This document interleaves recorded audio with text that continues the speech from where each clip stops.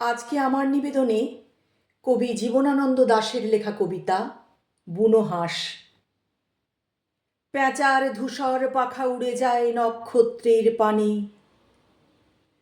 জলা মাঠ ছেড়ে দিয়ে চাঁদের আহ্বানে। বুনো হাঁস পাখা মেলে, সাঁই সাঁই শব্দ শুনি তার। এক, দুই, তিন, চার, অজস্র অপার।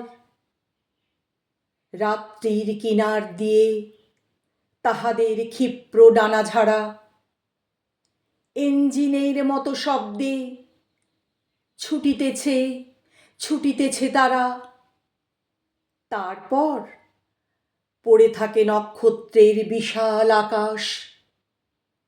হাঁসের গায়ের ঘ্রাণ, দু একটা কল্পনার হাঁস।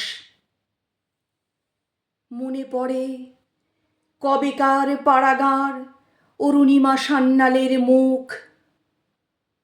উড়ুক উড়ুক তারা, পৌষের জ্যোৎস্নায় নীরবে উড়ুক। কল্পনার হাঁস সব, পৃথিবীর সব ধ্বনি, সব রং মুছে গেলে পর। উড়ুক উড়ুক তারা, হৃদয়ের শব্দহীন জ্যোৎস্নার ভিতর।